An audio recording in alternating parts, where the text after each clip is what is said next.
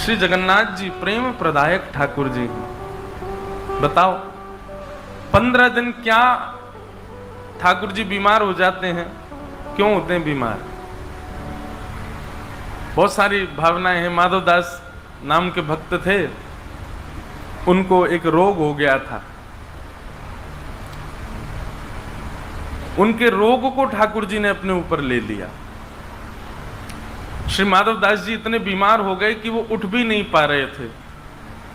तो श्री जगन्नाथ महाप्रभु उनके मल मूत्र से सने हुए वस्त्रों को धोने के लिए, कोई सेवक तो था नहीं उनके पास, तो जगन्नाथ जी को इतनी दया आई कि जगन्नाथ जी स्वयं आ गए वहां पर और उनके कक्ष में आकर के उनके वस्त्रों को धोने लगे। उनके अंग पर जो मलमूत्र आदि लग गया था, क्योंकि उठ तो पा नहीं रहे थे, उसको जगन्नाथ जी अपने हाथों से साफ करने लगे। माधवदास जी ने जब ये दृश्य देखा, स्वयं जगन्नाथ जी उनके घर पर आए हैं उनकी सेवा करने, माधवदास जी बहुत रोए। बोले नाथ, इसके लिए तो मैंने कभी भजन नहीं किया था कि आपकी स्थिति ऐसी कर दूं मैं। आप मेरे मलमूत्र से सने हुए वस्त्रों को धो रहे हैं, मेरे तन का स्पर्श कर रहे हैं, मुझे बहुत पीड़ा हो रही है नाथ। ठाकुर जी बोले आप भक्त लोग हमारी इतनी सेवा करते हैं, अगर हम आपकी थोड़ी बहुत कर दें तो इसमें क्या बुराई? और आपकी इतनी दूषित स्थिति हो गई है, और ये तो बाहर का मल है माधवदास, तुम तो हृदय से परम पवित्र हो। मुझे बाहर की शुद्धता आकर्षित नहीं करती है, मैं तो हृदय की पवित्रता से आकर्षित होता हूं। बाहर से मलमूत्र से सने हो तो क्या हुआ, हृदय से तो परम पवित्र होना। माधवदास जी ने ठाकुर जी का हाथ पकड़ लिया, बोले आप सर्व समर्थवान हो, ये सब नाटक क्यों कर रहे हो? मेरे वस्त्र धो रहे हो, मेरे हाथ पांव साफ कर रहे हो, आप चाहो तो चुटकी बजा दो मैं ठीक हो जाऊंगा। भगवान अगर दृष्टि से देख लें और वो व्यक्ति तब भी रोग में रहे तो ये कैसे भगवान? आप तो मेरे ऊपर दृष्टि डाल दीजिए ना, मेरे रोग को दूर कर दीजिए, रोग दूर हो जाएगा तो आपको मेरी सेवा नहीं करनी पड़ेगी, मैं भी प्रसन्न हो जाऊंगा। महाप्रभु जगन्नाथ जी कहते हैं ये तुम्हारे कर्मों का फल है, चाहे इस जन्म के चाहे पूर्व जन्म के। और यदि जीवन में किए गए या पूर्व जन्म में किए गए कर्मों का फल संसार में यदि नहीं भोगा गया, अभी तुम मान लो कि तुमने मुझसे प्रार्थना की और मैंने तुम्हारे कर्म फल को यदि काट दिया, तुम्हारे प्रारब्धों को यदि नष्ट कर दिया ना माधवदास, तो जो वो शेष रह जाएगा ना जो तुमको भोगना है, उसको भोगने के लिए तुमको पुनर्जन्म लेना पड़ेगा। हम लोग जन्म क्यों लेते हैं? कई लोग जन्म लेते हैं कर्मों का बर्डन और बढ़ाने के लिए, और कई लोग जन्म लेते हैं अपने पूर्व जन्म के भी कर्मों के भोगों को भोग करके निवृत्त होने के लिए। वैसे तो वास्तव में जन्म हमारा निवृत्ति के लिए हुआ है, भोगने के लिए हुआ है, पूर्व के प्रारब्धों को भोगने के लिए, पूर्व के किए कर्मों को जीवन में सहने के लिए। लेकिन हम इतने क्या बताएं कौन हैं हम? यहां आए हैं पूर्व का सब लेखा जोखा समाप्त करने के लिए, पर उसको तो समाप्त करते हैं और ज्यादा बढ़ा लेते हैं। कर्जा खत्म तो करते नहीं, और ज्यादा दुगना सिर पर चढ़ा लेते हैं, और फिर इसी चक्कर में हम भटकते रहते हैं। पुनरपि जननम पुनरपि मरणम पुनरपि जननी जठरे शयनम। वास्तव में आध्यात्मिक होना, भक्ति पथ का पथिक होना, उसके लिए एक ही सूत्र है कि यह समझ जाओ कि आप जीवन में जो कुछ भी अनुभव कर रहे हैं, जो कुछ भी फेस कर रहे हैं, जो कुछ भी अपने जीवन में आप जिस स्थिति से लड़ रहे हैं, जूझ रहे हैं, ये सब आपके प्रारब्ध हैं। उन प्रारब्धों को भोगो, प्रारब्धों से लड़ो, दूसरा कुछ निर्माण मत करो। पर नहीं, हम लोग संसार में रहते रहते और बहुत कुछ निर्माण कर लेते हैं, बहुत सारे अपने विषय भोग और बहुत सारी कामनाओं से और ज्यादा कर्म फलों को इकट्ठा कर लेते हैं। पर याद रहे, जब तक ये प्रारब्ध नष्ट नहीं होगा ना, तब तक ठाकुर जी मिल नहीं सकते। माधवदास जी से भगवान बोले तुमको ये रोग इसलिए हुआ क्योंकि ये तुम्हारे पूर्व जन्म का प्रारब्ध है, और कहीं मैंने चुटकी बजा के इसको नष्ट कर दिया तो ये भोगा तो है नहीं तुमने, नष्ट हो गया। और नहीं भोगोगे तो भोगने के लिए दोबारा तुमको जन्म लेना पड़ेगा। इसलिए माधवदास 15 दिन का रोग और बचा, इसको भोग लो। माधवदास बोले लेकिन शर्त है। बोले क्या? मुझे भोगने में कोई दिक्कत नहीं, मुझे कष्ट सहने में कोई दिक्कत, आप नहीं आओगे मेरे पास, ये सेवा एवा आप नहीं करोगे मेरी, जगन्नाथ जी बोले मैं तो करूंगा। अब जगन्नाथ जी में जिद लगी है मैं सेवा करूंगा, माधवदास कह रहे हैं कि मैं आपको करने नहीं दूंगा, 15 दिन का अभी प्रारब्ध बचा है। माधवदास जी बोले नहीं प्रभु, आपको मैं सेवा नहीं करने दूंगा। तो भगवान बोले ठीक है, हम पर एक उपाय और है, वो हम कर देते हैं। तो माधवदास जी बोले क्या उपाय है? बोले यहां नहीं, श्री मंदिर में जाके करेंगे, तुम ठीक भी हो जाओगे और हमको सेवा में भी नहीं आना पड़ेगा। माधवदास जी बोले ठीक है। अब माधवदास जी को पता नहीं था ये क्या करने वाले हैं। ठाकुर जी श्री मंदिर में गए और माधवदास का जो 15 दिन का अभी प्रारब्ध बचा था उसको अपने ऊपर ले लिया, और अपने ऊपर लेकर के स्वयं ठाकुर जी बीमार हो गए, उष्ण हो गए। बताओ, ठाकुर जी बीमार पड़ गए, तुम ताली बजा रहे हो। संसार में कोई बीमार पड़ता आप ताली बजाते हो? वाह, तुम आईसीयू में चले गए, ओहो तुमको ग्लूकोज चढ़ रही है, ऐसे कौन करता है भाई? ताली क्यों बजाई आपने? माधवदास जी का पीड़ा ठाकुर जी ने अपने ऊपर ले ली। अब यहां माधवदास जी स्वस्थ हो गए, स्वस्थ होकर के स्नान ध्यान करके तिलक चंदन लगा करके बढ़िया इत्र लगा करके माधवदास जी बोले अब बढ़िया हो गया, अब चलूं महाप्रभु के दर्शन को।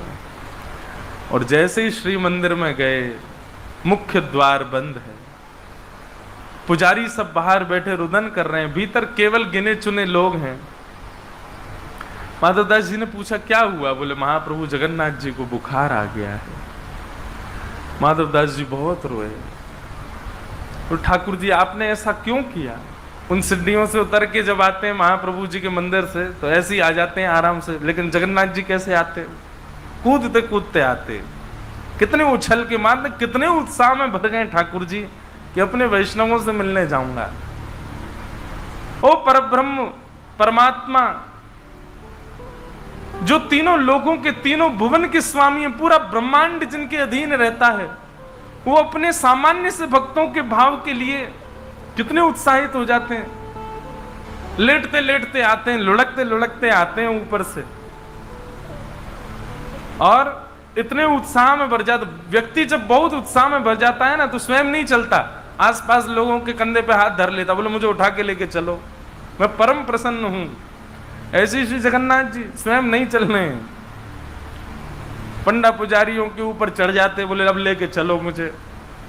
इतने भारी ठाकुर जी खा खा करके दाल भात ऐसे हो गए, लेकिन इतने भाव से जाते हैं और रथ में बैठ करके सबको टुकुर टुकुर देखते हुए जाते हैं। गुंडीचा कितना सुख देते हैं।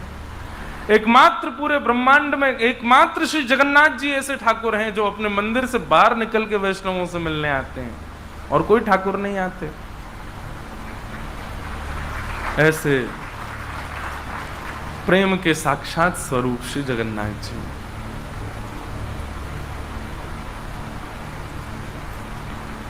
ऐसे महाप्रभु जी को हम प्रणाम करते हैं। भगवान का विवाह श्री रुक्मिणी जी के साथ में हुआ। रुक्मिणी साक्षात लक्ष्मी है, तो प्रथम विवाह ठाकुर जी का रुक्मिणी जी के साथ में हुआ। रुक्मिणी जी से विवाह के पश्चात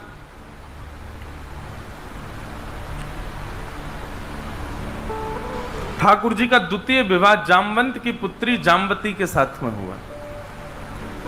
एक सेमंतक नाम की मणि द्वारिका में थी, जिसके लिए भगवान ने सत्राजित यादव को, जिसकी वो मणि थी, उसको कहा था कि भाई ये मणि तुम द्वारिका के कार्यालय में दे दो, लेकिन उसने देने से मना कर दिया। कुछ दिन बाद उसका भाई वो मणि पहन करके गया, लेकिन उस भाई को एक शेर ने मार करके मणि को अपने पास रख लिया। मणि को, शेर को मार करके मणि भालू लेकर के चला गया, परंतु भाई इतने दिन तक लौट करके नहीं आया। तो सत्राजित यादव ने भगवान के ऊपर कलंक लगा दिया कि इन्होंने मणि मांगी थी, मैंने देने से मना कर दी, 3 दिन बाद मेरा भाई लापता हो गया, इन्होंने ही उसको अपने यहां रखा है। बंधुओं देखो, दुख के 3 कारण होते हैं, काल, कर्म और स्वभाव। दुख 3 कारणों से हमारे पास आता है। सबसे पहला होता है काल, समय। संसार में ऐसा कोई व्यक्ति नहीं है जिसके जीवन में दुख नहीं आएगा। अगर उसके कर्मों का दुख नहीं आएगा तो उसके काल का दुख आएगा। ये कष्ट आता ही हमारे निर्माण के लिए है। हम आप सब लोग आज कथा में बैठे हैं, कर्म कर रहे हैं, जो कुछ भी कर रहे हैं वो इसलिए कर रहे हैं क्योंकि हमारे जीवन में दुख आता है। अगर हम सब सुखी हो जाते तो हम कथा भी नहीं सुनते, हम कभी मंदिर भी नहीं जाते, हम कभी कोई नवीन कर्म नहीं करते, कभी मेहनत नहीं करते, कभी परिश्रम नहीं करते। इन सब में बांधने का कारण ही कष्ट है। आपके जीवन से यदि सारे कष्ट खत्म कर दिए जाएं तो राक्षस बन जाओगे आप। केवल कष्ट है जिसके कारण आप मानव बने हुए हो, जिसके कारण आप सही पथ पर चल रहे हो, जिसके कारण आप भय के कारण ही सही मंदिर जा रहे हो, नाम जप कर रहे हो, ठाकुर जी को भज रहे हो। वो बात अलग है कि भजते भजते कथा सुनते सुनते फिर वो भय प्रेम में परिवर्तित हो जाए। परंतु कहीं ना कहीं हमको क्यों मांस खाना गलत लगता है। एक दिन एक व्यक्ति ने मुझे पर्चा लिख के यहां मंच पे दिया। उसने कहा कि महाराज मेरे परिवार के लोग यहाँ कथा में बैठे हैं, अब मैं उस दिन में तो बोल नहीं पाया, आज याद आ रहा है। बोले मैं आप मेरा नाम लेके मत बोलिएगा, पर ये लोग सब लोग मांस भक्षण करते हैं, इन लोगों को समझ ही नहीं आता, बल्कि इनकी विचारधारा तो ऐसी है व्यक्ति के चित्त में जो खाने का मन आ जाए वो उसको खाना चाहिए। ऐसा भूल करके भी मत करिएगा। मानव बुद्धि और मानव का मन इतना खतरनाक है, वो दिन दूर नहीं है। मैं तो कह देता हूं घोर कलयुग का स्वरूप पता कैसा होगा, जब घर का कोई व्यक्ति मरणासन अवस्था में आ जाएगा ना, कि अब पता चल जाए इसकी मृत्यु होने वाली है, तो उसको जाकर के करोड़ रुपया में रेस्टोरेंट में बेच आया करेंगे। बोले जलाने से क्या फायदा, इसको पेट भर जाएगा। और हम आप सब तो रहेंगे नहीं उस समय पर आज जो न्यूज चैनल पर डिबेट्स होती है इसके लिए उसके लिए, उस समय डिबेट होगी इस चीज पर भी कि मानव को नहीं जलाना चाहिए, मानव को नहीं दफनाना चाहिए। बोले इससे अच्छा 4 लोगों का पेट भरेगा, इसको दे आओ रेस्टोरेंट में। ये भी आएगा समय, तब क्या करेंगे हम। और कई ऐसे देश हैं आज भी वहां पर ये नियम है कि बड़े तो नहीं पर हाँ बालक बच्चों को तो गोविंदाय नमो नमः कर जाते हैं राक्षस। आप कैसे किसी जीव को मार सकते हैं, आप कैसे किसी जीव की हिंसा कर सकते हैं।